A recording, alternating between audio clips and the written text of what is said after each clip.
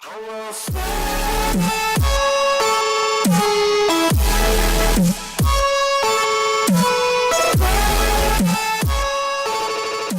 back to Asgard, and welcome to the 12th episode of our Infitech modded Minecraft Let's Play series. If you recall, last episode we worked on Thaumcraft for a bit. I was actually planning on getting back into Thaumcraft this episode to finish, what we were working on. But I'm building a different base actually, which I think you guys are going to like a lot more. It is an above ground one. If you recall that mesa that we found last episode, I'm actually setting something up over there. And it's going to take probably a few days for me to get it all set up, because it is a rather large build, just to get it to where we can move in. And actually, if you're on my Twitter or Facebook, you may have seen a picture last night that I put out of a little slice of it. But anyway, so today we're going to get into something a little bit different. I think we're at the point now we can actually start getting into a few things, and what we're going to do today I actually really need for the build over there. As far as getting it set up and looking good and everything. So what we're going to do is we're going to get into forestry just a little bit into tree breeding. So eat real quick. The first thing we're going to want to make, now that we have an actual power source and everything, is going to be a carpenter, which I've already got everything prepped over here for that. We're going to need LV electric motor, couple small steel screws, machine casing, some steel screws, some bronze plates, copper plates, robot arms, all kinds of stuff. So the first thing we're going to want to do is make ourselves a bronze hull, which is pretty easy to craft. Just the machine casing, some screws, and then some bronze plates, and that'll get us the sturdy casing. And then oh yeah, I need this tank. Oops. No. Oh man.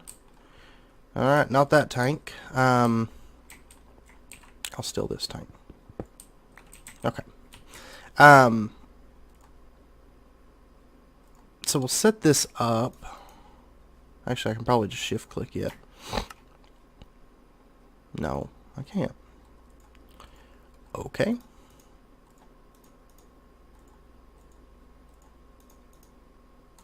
But that gets us the carpenter. Now, let's go set this up really quick, and we're just going to hook it directly into our turbine here. Just like so, and if you notice, it's getting RF. So that's all good. Now we are going to need a couple buckets of water in there. The carpenter uses liquid to craft things. So we've got our 2 buckets in there. Now, the next thing we're going to want to make with the carpenter is going to be the Cropnalyzer. And it's just copper, glass panes, redstone, and diamond. So,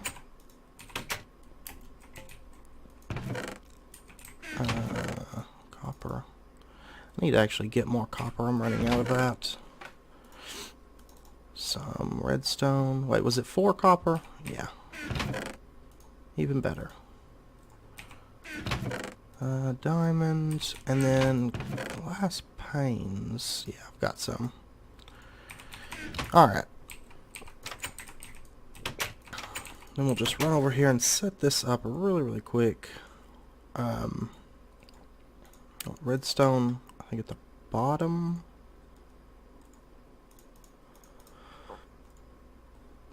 Copper, glass, diamond, yes. Alright, now this is just going to take a second to craft, and we'll get our Cropnalyzer. And basically what this does is it'll allow us to scan, you know, like saplings and stuff, and you know, these are just standard Minecraft saplings, but if we scan them with the Cropnalyzer, we're going to get the forestry versions of them. So, and that gets us that. Now, if we open this up, so we can see like the general environment, produce, and evolution. Now, whoops.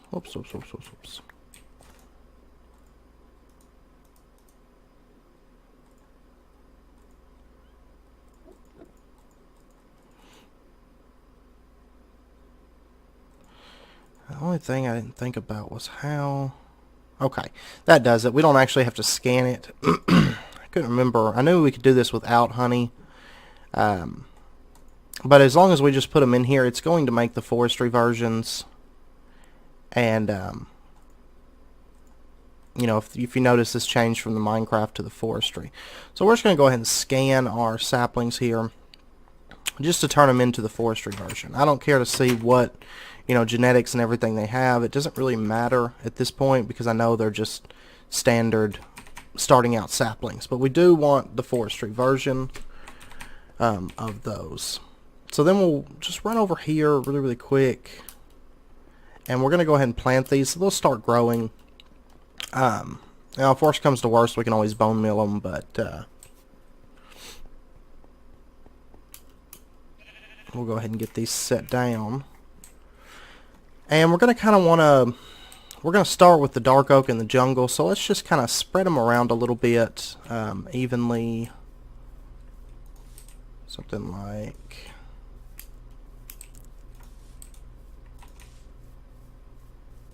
this. And then we'll do the dark oak. Just the same. We'll put one back here, and then a jungle back here. Okay. I feel like we have more jungle. There we go. Alright, so we've got those planted down. Now those are going to take a minute to grow. Once they're grown, they'll be available for crossbreeding. Now there's two ways you can do it. Starting out, you can either do it with bees, which are quicker.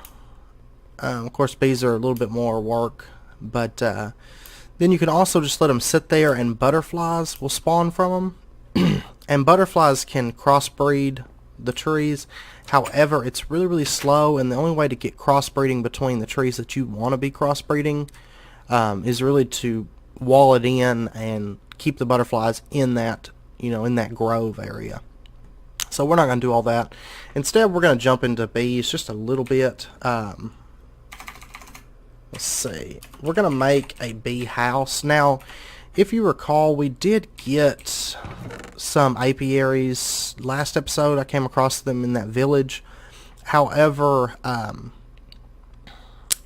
the benefit to having a bee house for tree breeding is that when you have like an ignoble stock bee, it's not going to die out, because recently in forestry they've made it so that the ignoble bees have a chance to not produce a princess, and you know, if that happens, they're just gonna die out. So that's not what we want. So we're gonna make ourselves a few of these bee houses. I'm gonna say let's do 4 of them. Alright. Oh, where's my saw? There we go. And we'll just cut down a bit of this wood here.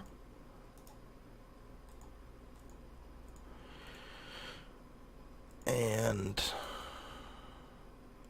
oh wait, that's right. We have to cut it in half. Like so. Alright. And then 2, 3. Oh, I'm going to be short by a couple. That's okay, I'll cut it down in just a second. And we can do this with pretty much any kind of comb. And that'll get us a bee house. It's a whole lot cheaper recipe than the apiary. But like I said, we're mainly going with it because we don't want our ignoble bees to die out, ideally. So we'll throw that back in there, and let's grab ourselves a few bees. We did get these from the village, and I'm going to go ahead and use these up. You know, since we have them, we've got a Meadows Queen and a Forest Queen. I think those will be alright on the island. And then we're also going to do... Let's see, do we have a common princess? No. We've got such a mixed match of bees. I guess we'll just use the marshy because that's really the only thing. I went out with our scoop earlier and tried to find some, but all I could find was marshy, and then I found that meadows, but all it gave me was a princess. So, but we'll try it with just the marshy. Maybe that, I don't know. I don't know if it's wet enough up there. But basically, the wood that we're going to be aiming for is going to be cocobola, which there's a little bit of breeding involved, not a whole lot. It's not super far down the list. But basically, we're going to have to first start out breeding our jungle and dark oak to get teak. And then we're going to have to breed the teak with acacia to get balsa. And then the teak and balsa to get desert acacia. And then desert acacia and dark oak will get us the cocobola. Sorry about that. So, I ran out of space on my PC. Because when I do these recordings, of course I get the recordings and then I compress them and then I edit them, and you know, unless I keep the stuff deleted, it builds up really quick. By the way, while I'm thinking about it, I did add a few more sheep, and I added some brown sheep to this.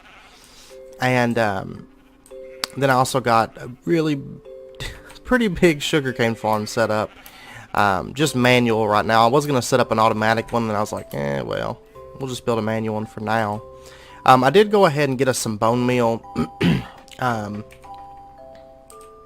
you know, between starting back up, and I got some more macerating up. So we're just going to put our bee houses kind of here in the middle. Now, one thing to note about these is you're not going to be able to automate the bee houses with like pipes like you would the apiaries, but at the same time I don't think we have the pipes and stuff to do that. And too humid, too hot. Good. Meadows, too hot, too humid. Well, what about marshy?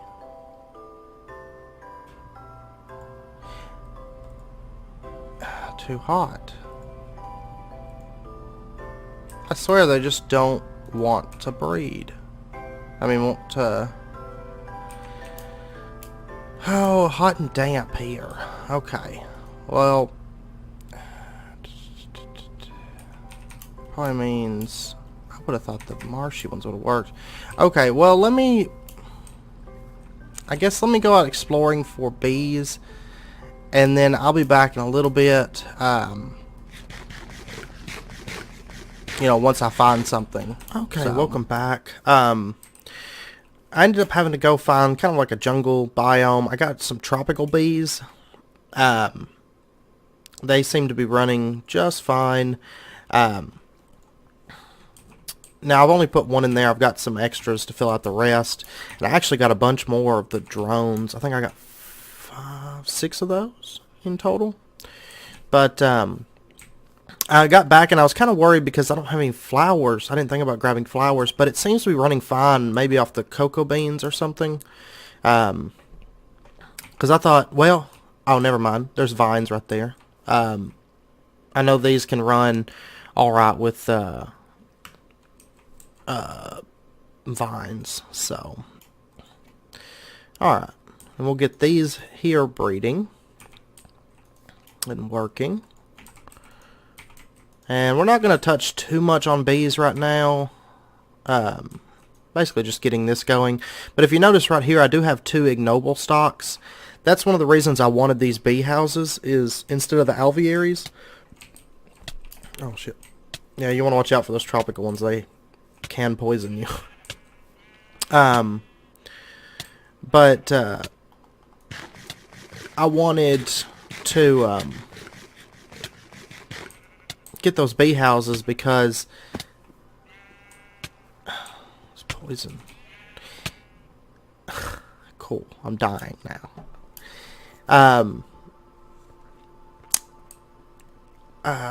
Because they the ignobles won't generally die off.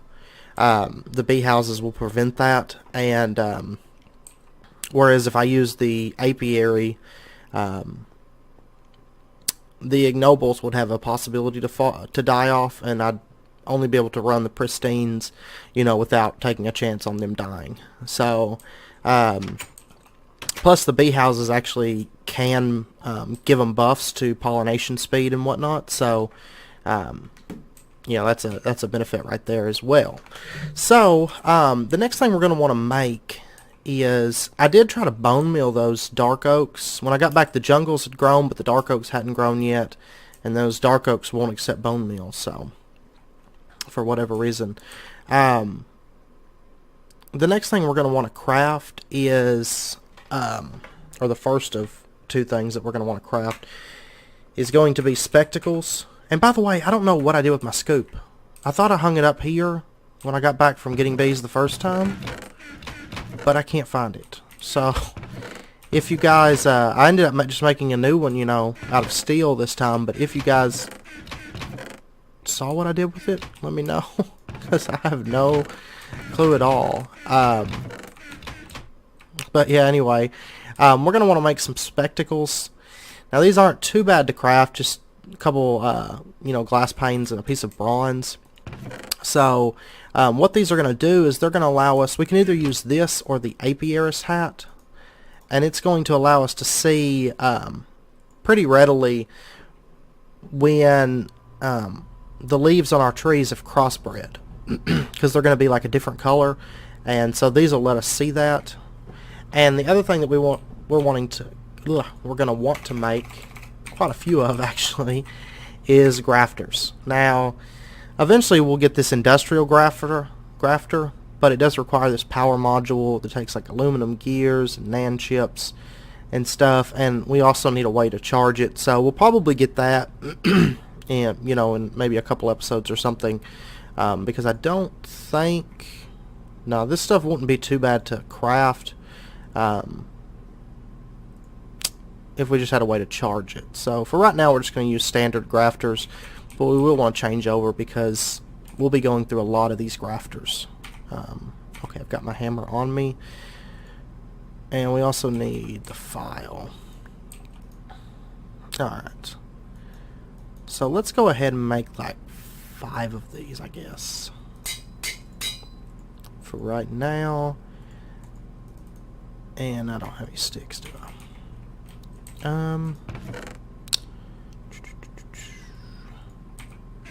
Cool.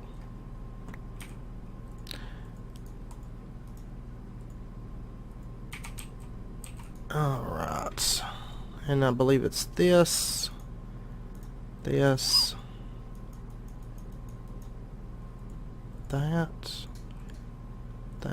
and that. No? That's not right. Backwards. Of course. I always get everything backwards.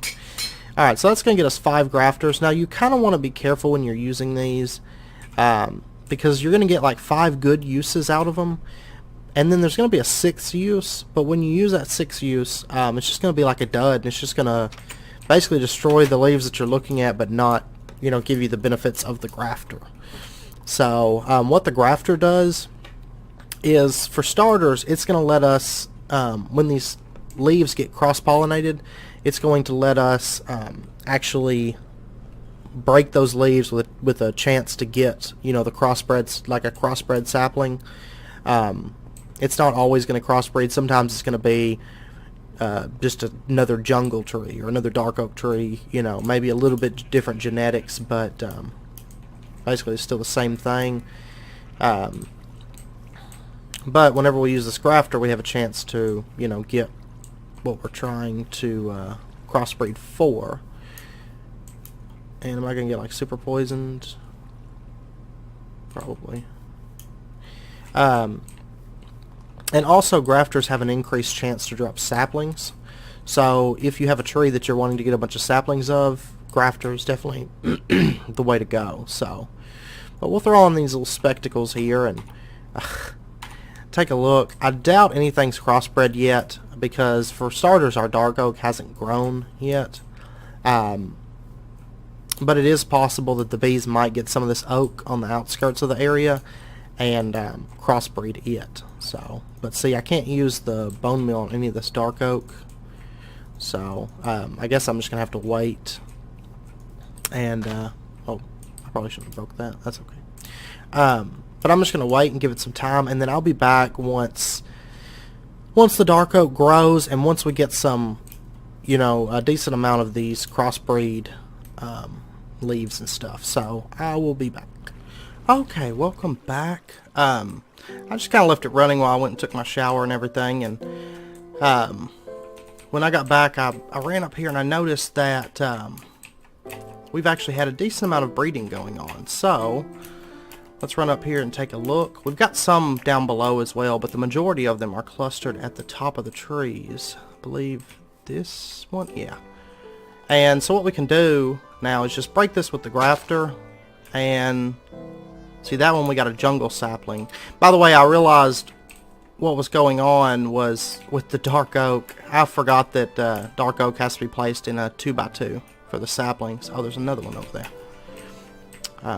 But see, this is like a dark oak tree, and we just got a jungle sapling out of it. Oh, there's the one we want. Teak. Second try.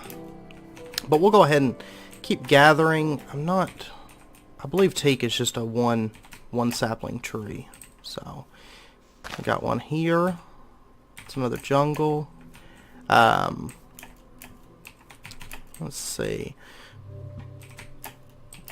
Now I will say that when we, you know, now that we're breeding pure trees right now, like vanilla jungle, vanilla dark oak, all that, those are going to have a higher chance. You know, basically the trees are going to have like pure, I don't know what the word is for it, like genomes, I guess. So, you know, you can breed, say, a teak. You can eventually get it to be like a pure teak, if I recall correctly. But chances are our teak's probably not a pure, and so it is probably going to take a lot longer to breed to get the balsa that we want with it. Let's see, I know there's some more under here somewhere. If you notice, these bees have been running for about half their lifespans ish. I figured the poison would come. That's another jungle. Alright, let's see. Yeah, we got all kinds of poison going. That's the worst thing about these tropical bees. But luckily poison's not going to kill us, so it's not too much of an issue. Oh, there's a dark oak. Let's see here. I could have swore there was another one somewhere around here, but I don't recall where. Anyway, we got our teak. That's what, you know, that's the main thing that we wanted. I'll have to change over this farm to be all teak and acacia now. But, you know, then I got to get the teak and acacia will make the balsa, and then teak and balsa will make the desert acacia, and then the desert acacia and dark oak will finally get our cocobolo. So, and by the way, if you are interested, you can look at all the woods here. For example, the cocobolo is right there. That's the fireproof version, but let's see. Or is it? Okay, maybe cocobolo is just by default fireproof. I know there's a way that you can fireproof wood, but oh no, here it is. Okay, this is like the standard like cocobolo. It's like that dark red color. It's a really, really pretty wood. To get the fireproof, I can't recall. Okay, you put wax on the wood in a thermionic fabricator. Refractory wax. But anyway, which we're not going to worry too much about that. But we got our teak now, so that's the first step. It'll take a while, but I'll do most of it off camera, you know, just because it's something that I'm just going to work on towards getting for the base. The other thing I wanted to cover this episode, however, was a change in the quest book here, and I forgot to mention it last episode, and I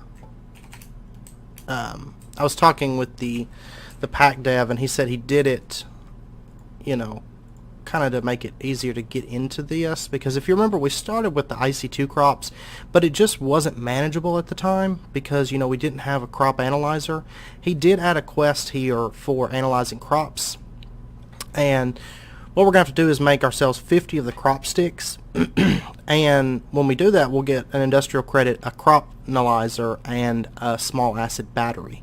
And so that battery will let us charge up the Cropnalyzer, and then if we run through that battery, there's actually an option now in the shop, once we complete that quest, to get small acid batteries for 3 credits. So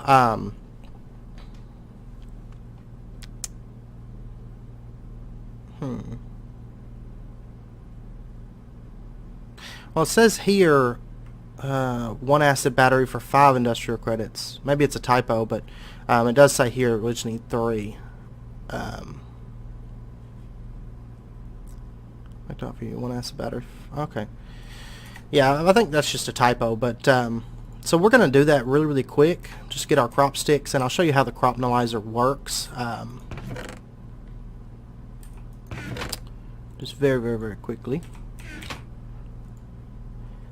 So, get our sticks, and whoops, this mouse drives me insane. Wait, I got this all wrong, don't I?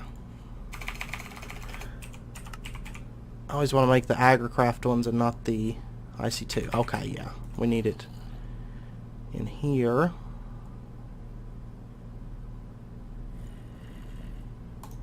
And that gets us 22. We'll need a few more.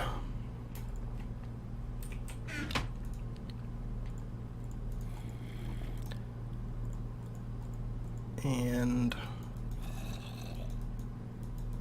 oh yeah, they're 2 at a time. I don't have to do that many, but okay.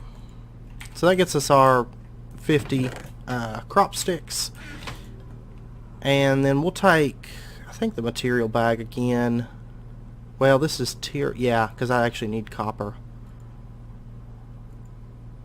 Well, oh, I don't have inventory space for all of it. Let me put up a couple things here. And that. Okay. We'll take the material bag. And what do we get? 10. Oh. Okay. Well, I'll take 10 actually, because I've got 43 of it. I actually really need copper. But I do actually have some copper ore. Yeah, I've got a bunch of copper ore, so I just got to process it. So now that we have the Cropnalyzer, see, we can take a lot of these unknown seeds that we got, and let's go ahead and take this thing, and then we can just stick a battery. Where is it? Oh yeah, right here, power. We can just stick a battery up in here, and if you notice, it's kind of charging up the Cropnalyzer. Now it is going to pretty much drain this entire battery because it has a pretty large buffer in here. But then we can just take our seeds, you know, our unknown seeds, throw them in here, and it's going to say wheat. Okay, so now we know that we have wheat seeds. Now we can scan it again and see it's a tier 1 wheat, or tier 1, you know, crop, and it was discovered by Notch. You know, he made the game. So, but then we can scan it again, see that it's yellow food, wheat, and then scan it again and see the growth, gain, and resistance. So, you know, resistance is kind of bad on it, but the growth and gain is good. But now, you know, if we scan it, it shouldn't take any power. No, it's not taking any power anymore. So we can just use this to check. But we can also see here what it is and the growth, gain, and resistance. So basically the growth is of course going to be how fast that it grows. The gain is how much you get when you harvest it. So instead of getting, you know, just the standard 1 wheat, there's a chance you can get extra. See, that one's only a 200, so that one's not so hot. And then the resistance is how well it's going to resist weeds. So resistance is definitely something that you want to kind of get built up. Oh, that's a 221. That's a bit better. But yeah, so now we can actually get the Cropnalyzer. Now if you notice, I've just about ran through the power from that battery. So I think you'll kinda want to use it sparingly, because I know it came with a little bit of charge in it, it looked like, and then the battery, of course there was the battery charge. So you are going to run through that power pretty quickly with it, but it is a way that you can kind of start getting into crops a little bit earlier, you know, before you get a power system and everything set up. So one other thing I do want to mention before I forget, I did craft a tape measure. Well, I can't pull it up here. And so to make the tape measure, you're just going to need iron around a tape measure reel. And the tape measure reel is just dandelion yellow with string around it. So not too expensive, but it is really nice for building. One of my favorite items for building, actually, because we can just say, let's click here and then go across to here. And if you notice, it says the measurement east to west is 11. Now if we take and click it here and then say do like an altitude change, east to west is 5 and the height is 5. And we can also do it, you know, over to the side, and it's going to say north and south is 4, east and west is 4, and height is 5. So it's really nice for measuring out stuff, especially like I needed it for building the base because it is kind of a larger scale thing. And I know at the time that I built this base, I didn't make one because I just didn't have enough, really comfortable spending enough or that much iron, and I honestly didn't really need it for this base, but the other one I did. So, but I wanted to show you guys that really quickly, and I hope you guys don't mind that I postponed Thaumcraft for another episode, but I did want to get that tree breeding going because it is going to take a while, and like I said, I do need that Coco Bolo for building, because I don't really want to just put something else there and then have to go through and replace it, because there is a lot to it. And I've been going through a ton of wood, by the way. Over there there's a little bit of grass on top of the mesa where the water is, and I've got like tree groves set up around it. So well, I was going to show you, and I've been chopping down a ton of trees. I actually made like 5 steel axes and took them all over there last night, but I'm not going to take you over there to show you just yet. But if you notice, I am building out quite a bit right here, and it's taken a lot of work. It's taking so much wood. Luckily, you know, the saws allow us to get 4 planks per piece of wood, and the trees that I'm using actually produce a lot of wood. So I'm definitely glad the GregTech axes chop, you know, more than 1 piece at a time, because otherwise that would be horrible. But I figure next episode we'll hit Thaumcraft, and then the episode after that, I'm planning on us being in the new base. You know, it's not going to be totally done, but I am planning on being in there. Also, as a side note, I am planning on potentially adding in DecoCraft into this pack, just because it doesn't, you know, it doesn't have DecoCraft, and DecoCraft's really one of the only good mods for adding a lot of like just decorations, not, you know, usable stuff. Another option is Yigamol Chatels, but it doesn't add quite as much as DecoCraft. But the stuff that it does add is really, really neat. So if you haven't checked out Yigamol Chatels, definitely give that a look. But I do think I'm going to add DecoCraft just for the little decorations and little odd and ends that I think really make rooms pop, you know, once they're finished and stuff. So, but like I said, it's just a decoration mod. It doesn't add any kind of tech or anything. It adds a table just to craft decorations. So I don't feel like it's going to break the pack or anything.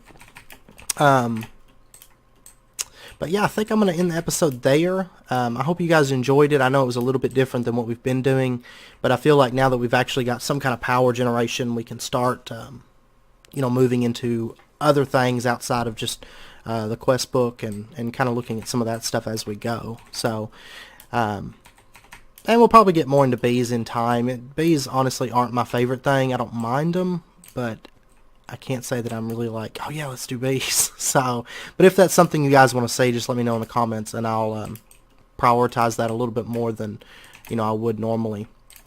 But we won't spend a whole lot of time on bees. I'm just going to kind of show you how they work and breeding, kind of like I did this episode with the forestry stuff, so or with the tree breeding stuff. But anyway, I'm going to end the episode out there. As always, if you enjoyed it, please comment, like, subscribe, share it with your friends. It's very, very much appreciated, and I hope you guys are enjoying the series so far. I'm having a lot of fun playing it and coming up with stuff to show you guys, and hopefully once we get into our new base, I hope you guys will enjoy that. So I've been putting in quite a few hours the past couple days working on that. Well, last night and this morning.